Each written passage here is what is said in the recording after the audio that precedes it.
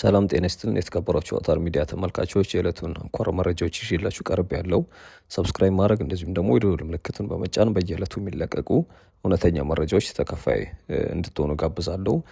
ከዕለቱ አንኳር መረጃዎቻችን መካከል እንግዲህ በምስራቅ አርሲ በታጣቂዎች በተፈጸመ ጥቃት ከ10 ሰዎች በላይ መገደላቸውና አብያተ ክርስቲያናት መቃጠላቸው ተዘግበዋል። በሌላ መረጃ ደግሞ ወደ ስራ የተመለሰው የትግራይ ክልል ምክር ቤት አዳዲስ ሹመቶችን አጽድቋል። ስለዚህም ዝርዝር መረጃዎች ያቀርብላችኋለሁኝ። እንደዚሁም ደግሞ በአዲስ አበባ የምርጫ አስፈጻሚዎች ስለመባረራቸው እየተዘገበ ይገኛል። በደሴ ከተማም የአይጥ መርዝ ለበርካታ ሰዎች ህልፈት ምክንያት እንደሆነ እየተዘገበ ነው የሚገኘው። ስለዚህም ዝርዝር መረጃዎች አቀርብላችኋለሁ። እንደዚሁም ደግሞ የአሜሪካ መንግስት ቪዛ ይሰጥባቸው የነበሩ የአፍሪካ ውስጥ የነበሩ ኤምባሲዎችን በከፍተኛ ሁኔታ ቀንሷል። ስለዚህም ዝርዝር መረጃዎች ነግራችኋለሁኝ። በተለይ ደግሞ የተቀነሰባቸው ሀገራቶች ያሉ ዜጎች ቪዛ ለማመልከት ወዴት እንደሚጠቀሙ በዚሁም ምነግራችሁ ይሆናል። ስለ ትራምፕና ኔታንያሁ ግጭትም እንደዚሁ መረጃዎች እየወጡ ነው የሚገኙት። ስለዚህም አጋራችሁ መረጃ ይኖራል። እንደዚሁም ደግሞ ኢትዮጵያ በባህር በር ጉዳይ ግብፅን ከሳለች። ስለዚህም ዝርዝር መረጃ አቀርብላችኋለሁ። በሌላ በኩል ደግሞ ዛሬ የተመረቀው የአዲስ አበባ የእንጦጦ እንደዚሁም ደግሞ ከእንጦጦ ወደ ቀጨኔ የሚወስደው የወንዝ ዳርቻ ፕሮጀክቶች ተመርቋል። ስለዚህም ማካፍላችሁ መረጃ ይኖራል። እስከ መጨረሻው ድረስ አብራችሁኝ ቆዩ። ወደ መጀመሪያው ዝርዝር መረጃችን ስናመራ የምስራቅ አርሲን ታጣቂዎች የፈጸሙት ጥቃት ነው የምናገኘው። በምስራቅ አርሲ ታጣቂዎች በፈጸሙት ጥቃት ከ10 ሰዎች በላይ እንደተገደሉ እየተዘገበ ይገኛል። ከዛም ባሻገር አብያተ ክርስቲያናት መቃጠላቸውንና ነዋሪዎችም ለነፍሳቸውን ለማሸሽ ወደ ጫካ መሸሻቸው እየተገለጸ ነው የሚገኘው። በኦሮሚያ ክልል ምስራቅ አርሲ ዞን የአሰኮ ወረዳ ባሳለፍነው ቅዳሜና እሁድ በተጀመረው ጥቃት ከ10 ሰዎች በላይ ንጹሐን ዜጎች ተገድለዋል ተብሏል። በርካታ ነዋሪዎች መፈናቀላቸውን የስፍራው ነዋሪዎች ገልጸዋል። በተጨማሪም ጥቃቱ በመኖሪያ ቤቶች፣ በቤተ ክርስቲያናትና በንብረት ላይ ሰፊ ውድመት እንዳስከተለ ተዘግቧል።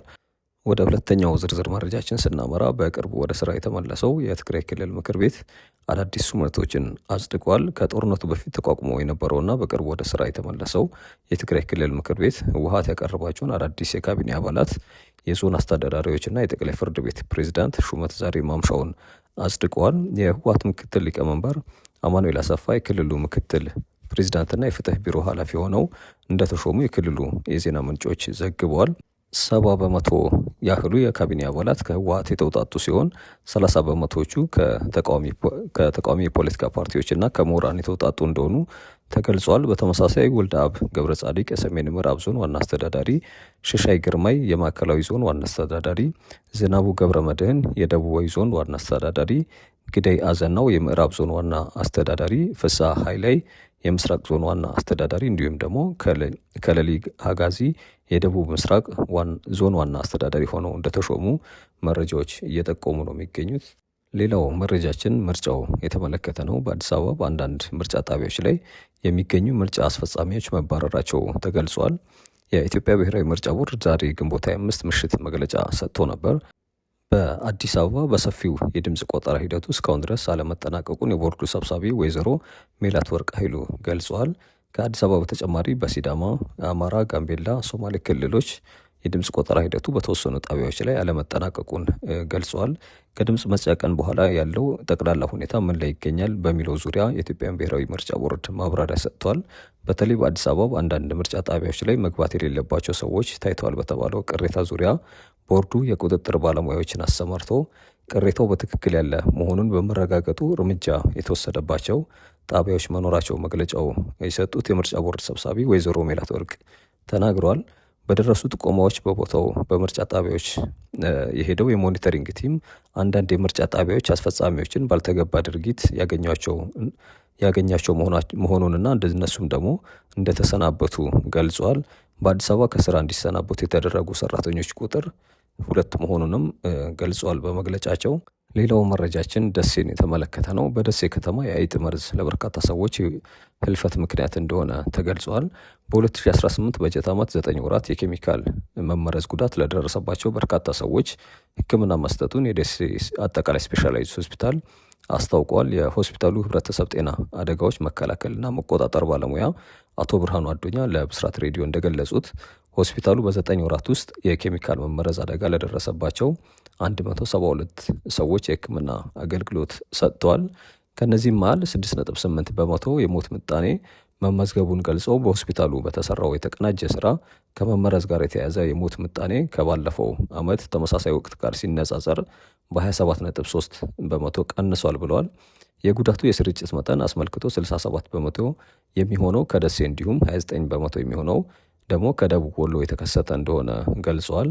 እነዚህ አካባቢዎች በኬሚካል መመረዝ በከፍተኛ ሁኔታ የተጠቁ ማህበረሰብ ክፍሎች መገኛ መሆናቸው የጠቆሙት አቶ ብርሃኑ በሆስፒታሉ አስፈላጊውን የሕክምና እንዲያገኙ ተደርጓል ብለዋል። 86.5 በመቶ የሚሆኑት ራሳቸውን ለማጥፋት በሚል ህብረተሰቡ የአይጥ መግደል የሚጠቀምባቸውን መርዞች የተጠቀሙ ናቸው ብሏል። የመርዝ አይነቶች ትንታኔ እንደሚያሳየው የአይጥ መመረዝ 35.9 በመቶ፣ የመድኃኒት መመረዝ 17.6 በመቶ እንዲሁም የበረኪና መመረዝ ደግሞ 15.3 በመቶ ድርሻ ይይዛሉ ሲሉ አስተያየታቸውን ሰጥተዋል። የአይጥ መመረዝ በ9 ወር ጊዜ ውስጥ 81.8 በመቶ ድርሻውን በመያዝ ከመመረዝ ጋር ለተያያዘ የሰዎች ሞት ምክንያት ዋነኛው ነው ሲሉ አቶ ብርሃኑ ጨምሮ ገልጸዋል። ሌላው መረጃችን የባህር በር ጉዳይን የተመለከተ ነው። ግብጽ ወደ ባህር በር እንዳንደርስ አግዳናለች ስትል ኢትዮጵያ ክስ አቅርባለች። ኢትዮጵያ የባህር በር ለማግኘት የምታደርገውን ጥረት ግብጽ ለማደናቀፍ እየሞከረች ነው ስትል በይፋ ከሳለች። የውጭ ጉዳይ ሚኒስቴር ቃል አቀባይ አምባሳደር ነቢያት ጌታቸው የግብጽን አካሄድ ተቀባይነት የሌለው ሲሉም ኮንነውታል። ግብጽ በቅርቡ ከኤርትራ ከሶማሊያና ከሱዳን ጋር ወታደራዊና ኢኮኖሚያዊ ስምምነቶችን በማድረግ ኢትዮጵያን የመክበብ ስትራቴጂ እየተከተለች እንደሆነ ገልጸዋል። የግብጽ ውጭ ጉዳይ ሚኒስቴር የቀይ ባህር ጉዳይ የሚመለከተው የባህር ጠረፍ ያላቸውን ሀገራት ብቻ ነው ማለታቸውን የኢትዮጵያ ዲፕሎማሲ ከማግለል ሙከራ ተደርጎ ተወስዷል ተብሏል። አለመግባባቱ ከህዳሴው ግድብ ውጥረት ጋር የተያዘ ቢሆንም ኢትዮጵያ ከሶማሌላንድ ጋር የጀመረችውን ጨምሮ የባህር በር ባለቤት የመሆን ፍላጎቷን በሰላማዊ መንገድ እንደምትቀጥልም አስታውቃለች። ሌላው መረጃችን እዚሁ አዲስ አበባ የልማት ዜና ነው ያለው። የረዳን ፈጣሪ አምላክ የተመሰገነ ይሁን በሚል መልእክታቸውን ያስተላለፉት ክብርት ከንቲባ አዳነች አቤቤ ዛሬ በምርጫ ማግስት የእንጦጦ ቀጨኔ ወንዝ ዳርቻ ልማት እና አገልግሎት መስጫዎች በክቡር ጠቅላይ ሚኒስቴራችን ተመርቀው ለሕዝብ ክፍት አድርገናል ብለዋል። በከተማችን ለሚገኙ ብዙዎቹ ወንዞች መነሻና የከተማችን ሳምባ የሆነውን ደን የሚገኝበት ከእንጦጦ እስከ ቀጨኔ ያለው አካባቢ ወደ ተፈጥሯዊ ይዘቱ ተመልሷል። የአካባቢው ማህበረሰብ አኩሪ የስራ ባህል የሚዘክሩ ሐውልቶች ቅርሶች ተገንብተውለት አካባቢው ፍጹም ማራኪና የሚያስደንቅ ገጽታን ተላብሷል ሲሉ አስተያየታቸውን ሰጥተዋል።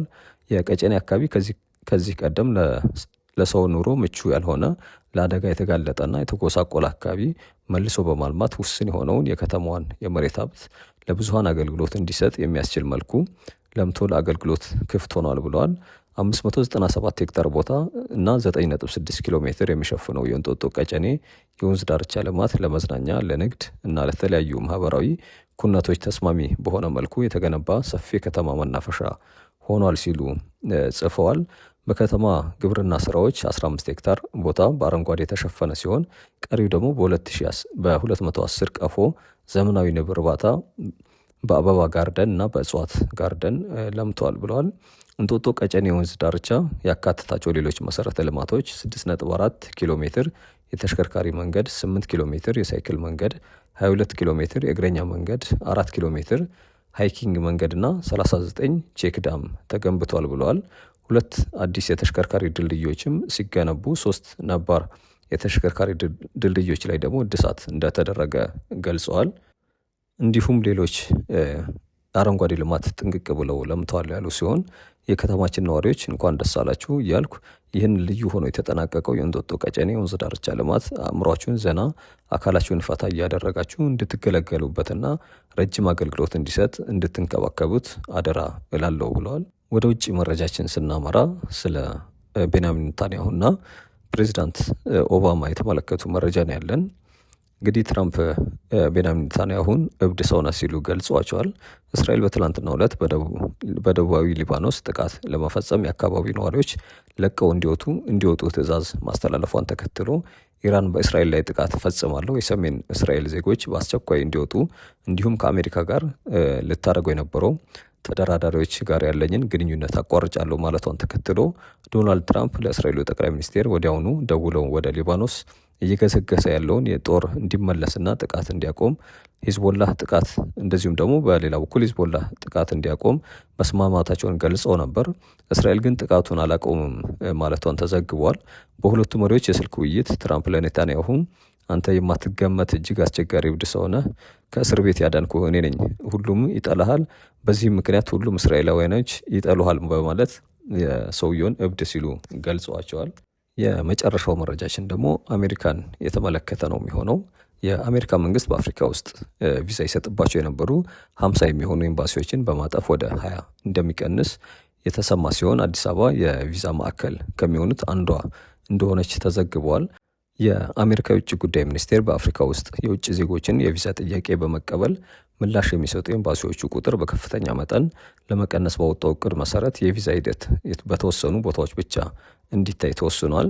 በዚህም ውሳኔ በተለያዩ የአፍሪካ ሀገራት ውስጥ ቪዛ ይሰጡ የነበሩ ወደ 50 የሚጠጉ የአሜሪካ ኤምባሲዎች እና ቆንስላዎች በሚቀጥለው ሳምንት ቁጥራቸው ወደ 20 እንደሚወርድ አሶሺየትድ ፕሬስ ዘግቧል። በዚህ ውሳኔ መሰረት በአፍሪካ ውስጥ ቪዛ አገልግሎት የሚሰጡ በተለያዩ ሀገራት ውስጥ የሚገኙ ማዕከላት የሚባሉት 20 የአሜሪካ ኤምባሲዎች ብቻ እንደሚሆኑ ተዘግቧል። ከነዚህ ውስጥ አዲስ አበባ የሚገኘው የአሜሪካ ኤምባሲ ይገኝበታል። በተጨማሪም ኢትዮጵያ ተጎራባች ከሆኑ ሀገራት መሀል የአሜሪካ ቪዛ የሚሰጥባቸው ናቸው የተባሉት ጅቡቲና ኬንያ የሚገኙት ኤምባሲዎች እንደሆኑ ተዘግቧል። እንግዲህ እነዚህ ምስራቅ አፍሪካ አካባቢ ላሉ ዜጎች ቪዛ ለማመልከት ዋነኞቹ እንደሚሆኑ ነው የተገለጸው። በሰኔ ወር ውስጥ ተግባራዊ እንደሚሆን በተነገረው በዚህ አሰራር አሜሪካ ወደ ሀገሯ ለመግባት የቪዛ ጥያቄ የሚያቀርቡ አፍሪካውያን በሀገራቸው ውስጥ ቪዛው የማይሰጥ ከሆነ በአቅራቢያቸው ወደሚገኝ ሀገር በመሄድ ጥያቄያቸውን ማቅረብ እንደሚኖርባቸው ቢቢሲ ዘግቦታል። እንግዲህ የዕለቱ አንኳር መረጃዎች እነዚህ ነበሩ። ነገ በተመሳሳይ ሰዓት በዕለታዊ አንኳር መረጃዎች የምንገናኝ ይሆናል። እስከዛ ድረስ ቸር ቆዩ።